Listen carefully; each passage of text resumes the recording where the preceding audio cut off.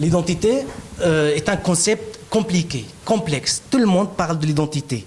Tout le monde utilise ce mot.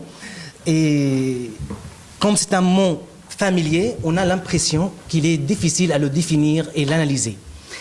Mais dès qu'on essaye de le définir, on est frappé par sa complexité. D'abord, nous pouvons immédiatement remarquer que le concept d'identité n'est jamais seul. Il est toujours suivi par un adjectif.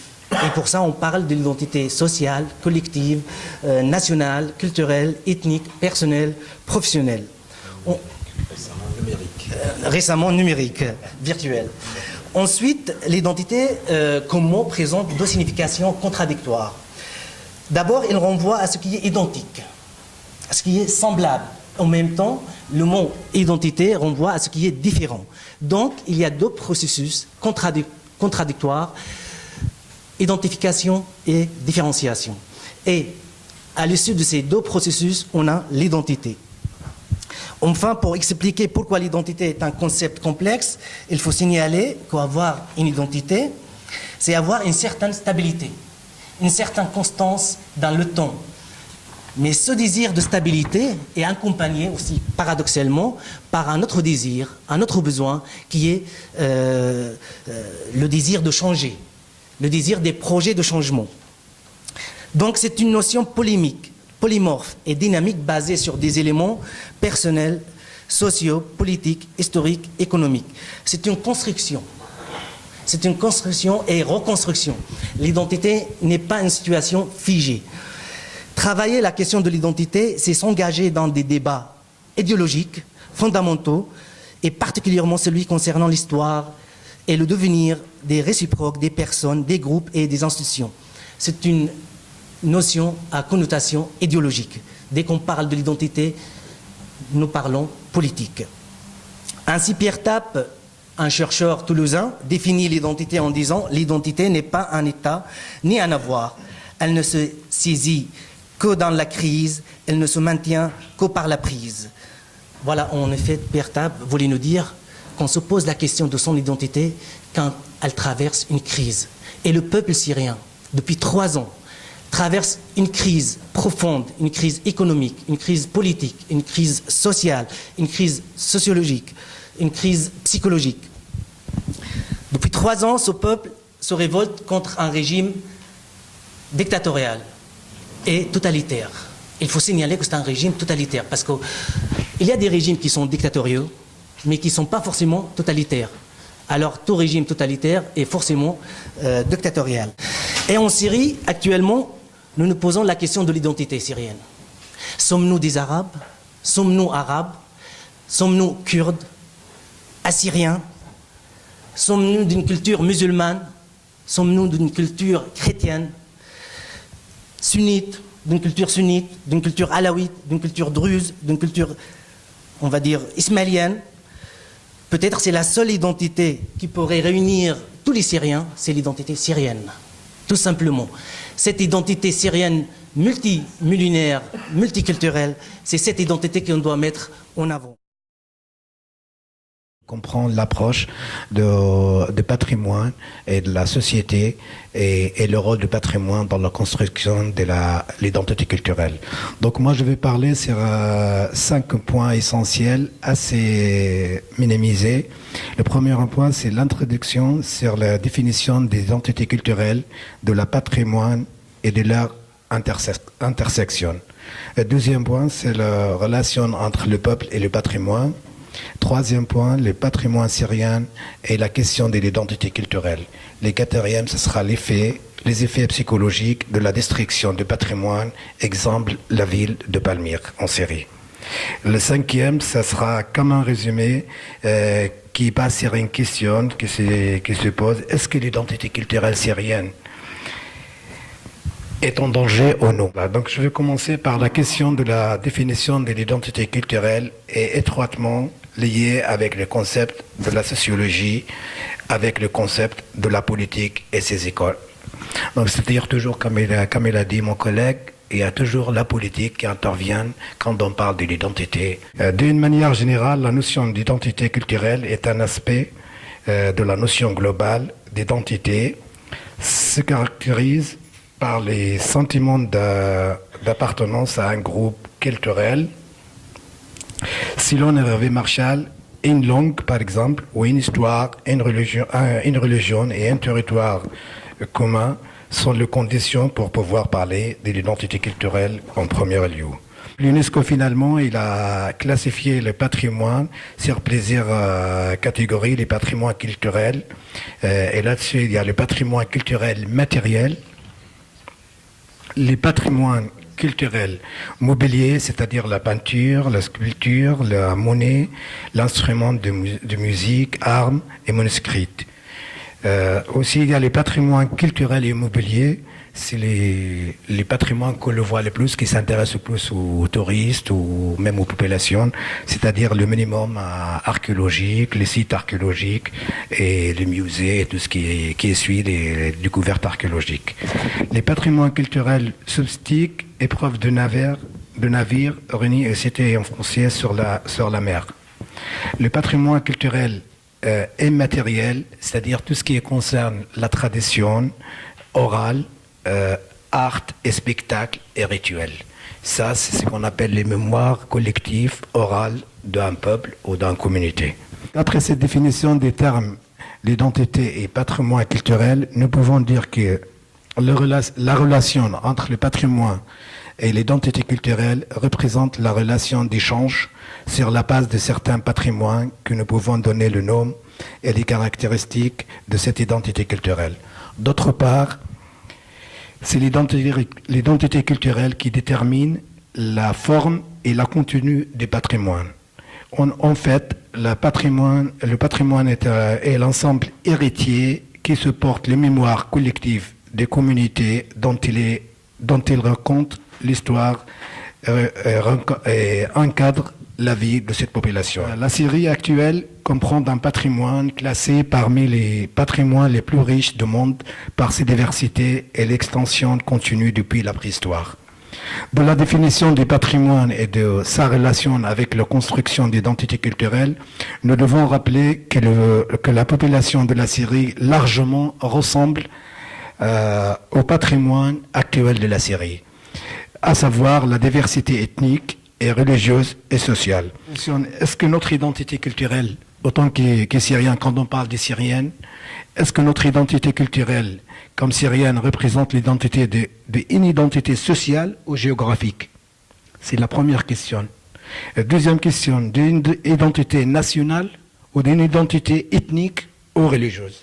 En fait, en Syrie, moi je peux résumer, nous avons toutes ces identités-là, peuvent entrer dans le cadre de l'identité culturelle de cet endroit nommé la Syrie. Cette entité qui a été créée après l'accord de l'Angleterre et de la France qui a appelé Sakis-Bicou, cette détermination de ce qui est appelé la Syrie n'a pas tenu compte de considérations d'intérêts géographiques, ethniques ou autres, sauf bien évidemment, la considération des intérêts de chacun de ces deux pays, c'est-à-dire la France et la Grande-Bretagne. Les pouvoirs en place, on parle des pouvoirs en place depuis qu'on a le nom de la Syrie, parce que la Syrie, il faut rappeler que ça veut dire le pays du Cham, que c'est pas la Syrie qu'on voit actuellement sur les cartes géographiques ou politiques. C'est pas du tout les mêmes choses. Mais en toute façon, le pouvoir en place sur la Syrie complètement, c'est-à-dire le pays du Cham, qui sont emparés sur la Syrie, qu'ils soient politiques ou militaires ou économiques, ont tenté de reproduire l'identité culturelle par ses politiques et ses symbolismes. La force qui contrôle la Syrie impose sa langue, son idéologie, et nous pouvons voir très clairement ces indications dans les restes des témoins du patrimoine de chaque période historique passée dans cette région qui s'appelle la Syrie. Pour terminer, je cite ce qu'a dit Albert Nouri, c'est un grand théoricien de l'identité culturelle et patrimoine. Ce qu'il a dit, on a l'identité de sa conscience. On a l'identité de sa conscience et de sa mémoire, faut-il partiellement trombant, ensemble le plus remarquable dans l'identité culturelle n'est pas sa réalité, mais son efficacité. Sur les notions de patrimoine, de territoire et d'identité, et parler de comment, avec l'histoire récente de la Syrie, en particulier celle du régime actuel, il y a eu instrumentalisation de ce patrimoine et de certains vestiges au détriment de d'autres.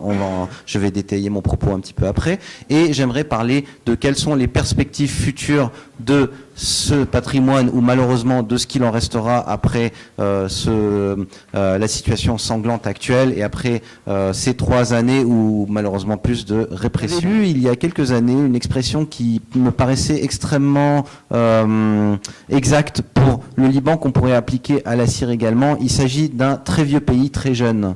Très vieux par son histoire, très vieux par ses racines, très vieux par sa diversité culturelle qui effectivement plonge qui plonge au sein de millénaires avant Jésus-Christ, qui plonge dans la préhistoire, et très jeune par ses institutions, très jeune par son indépendance, qui, comme vous savez, date du 17 avril 1946.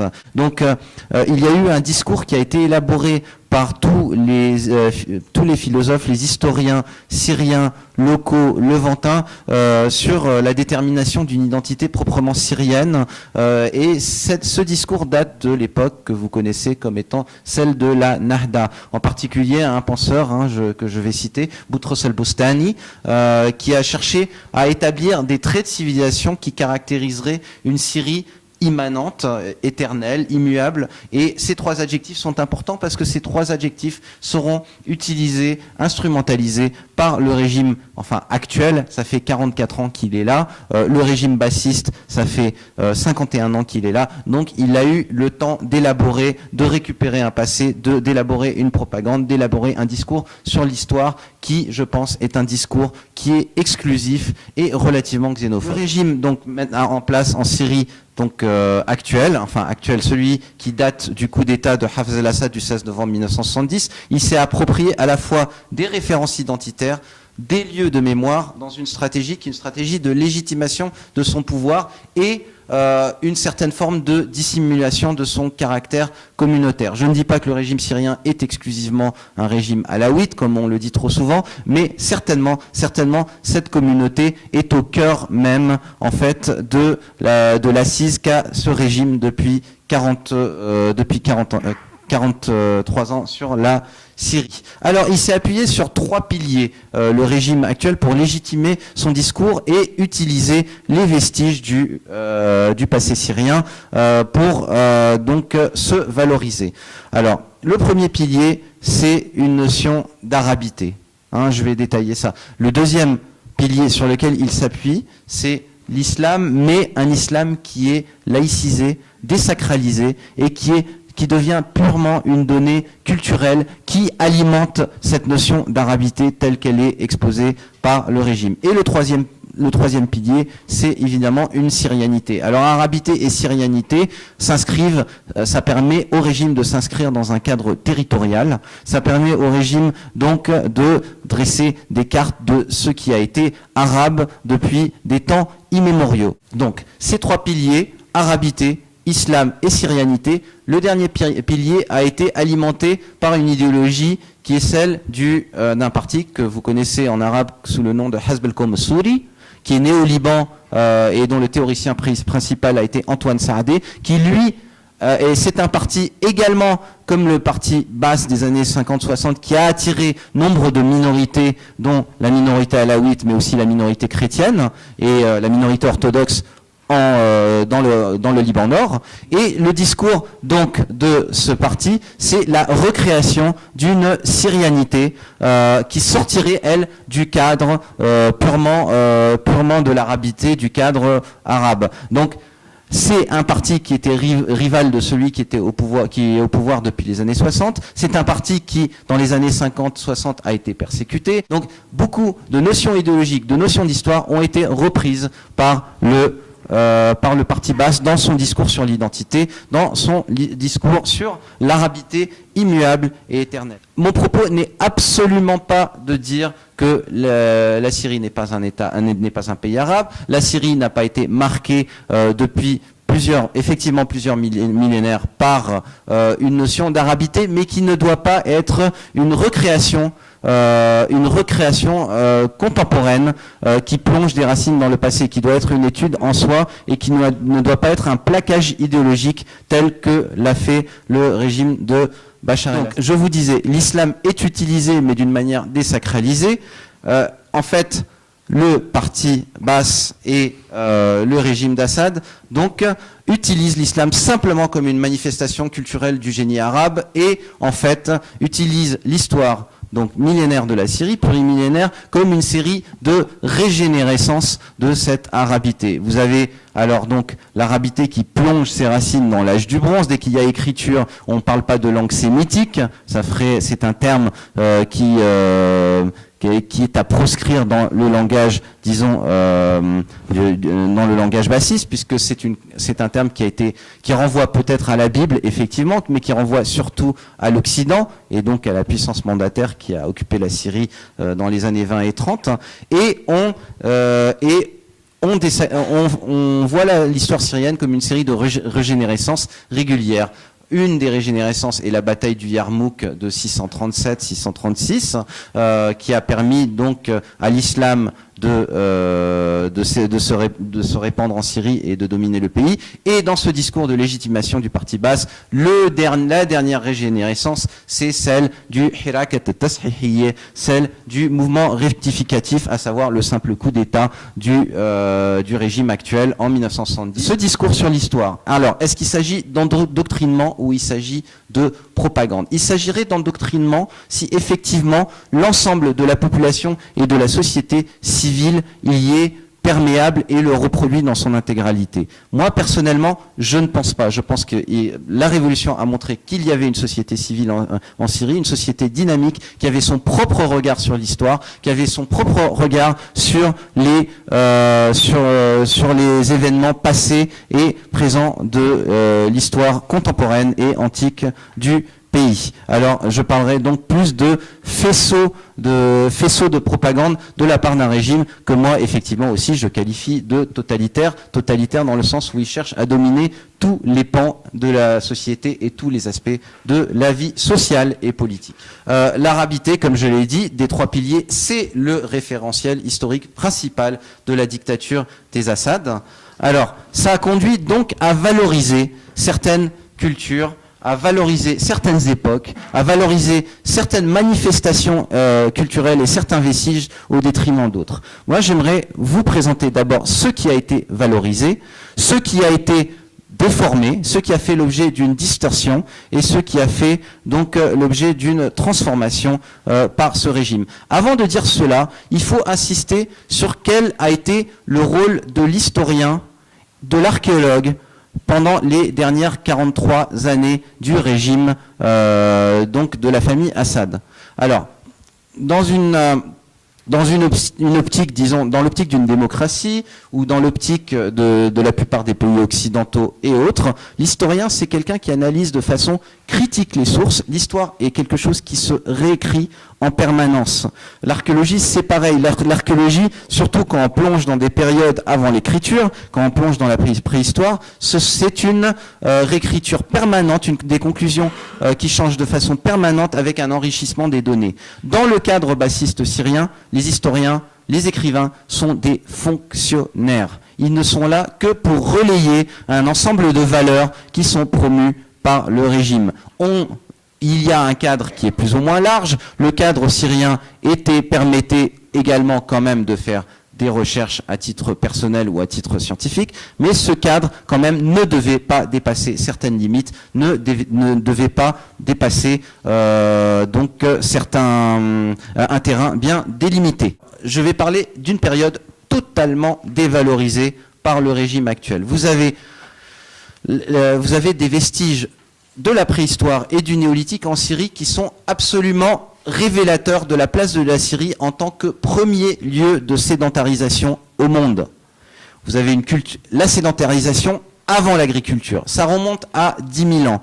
Vous avez 40 ans de découvertes faites par des équipes syriennes et internationales, notamment sur un site sur l'Euphrate qui s'appelle Moureybet, un autre site qui est dans la banlieue est de Damas, près de l'aéroport, qui s'appelle Tel Aswad, et vous avez surtout des vestiges conservés de façon fabuleuse, découverts lors donc de fouilles de sauvetage dans les années 90 à Djerf El Ahmar, où des maisons sont conservées sur 2,50 m, où vous avez des plaquettes inscrites avec ce qu'on peut appeler des pictogrammes, c'est des dessins donc d'aigles, de vautours, de serpents, c'est peut-être un procédé mémnotechnique, peut-être voire même une proto-écriture qui remonte à il y a plus de 11 000 ans, quelques siècles avant l'agriculture.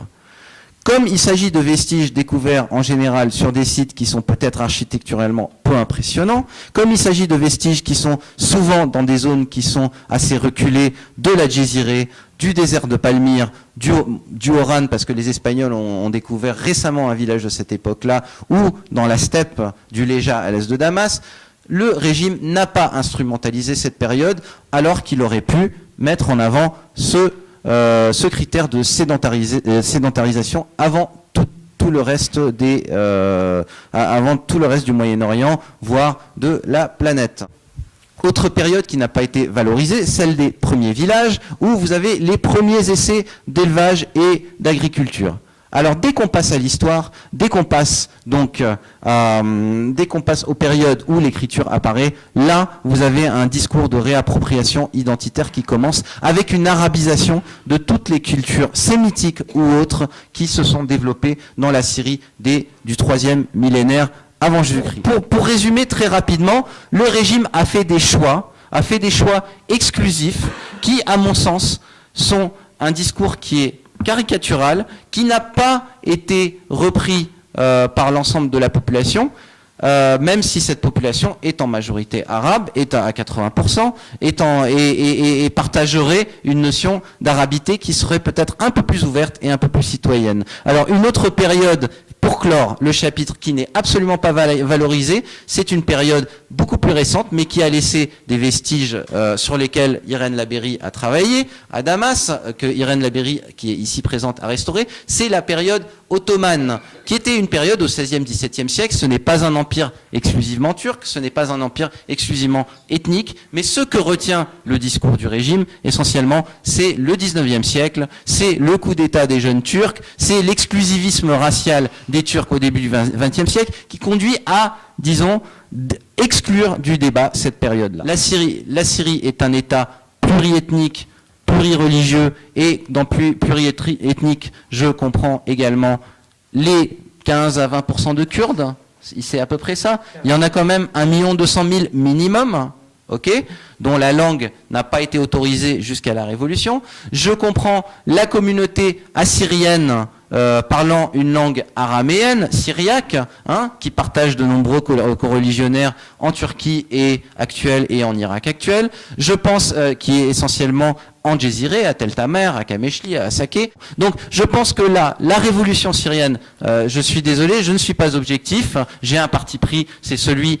de l'autodétermination du peuple syrien quant à ceux qui les gouvernent, un parti pris qui veut établir une citoyenneté partagée par tous et des droits partagés par tout l'ensemble donc du peuple syrien. Je pense que un discours sur le patrimoine, un nouveau discours sur le patrimoine permettrait de recréer et de renforcer une notion de citoyenneté, de partage qui pourrait justement éviter la situation actuelle dans laquelle certaines personnes, bon là c'est des circonstances particulières, on meurt de faim, on meurt de bombardements en Syrie, mais certaines personnes ne se reconnaissent pas dans ce patrimoine.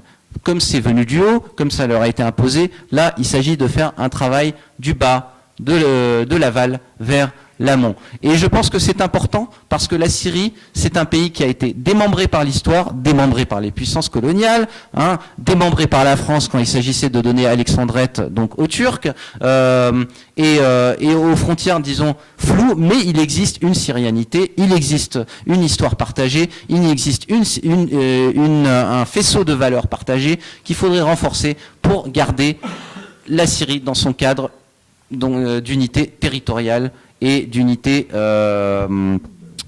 populaire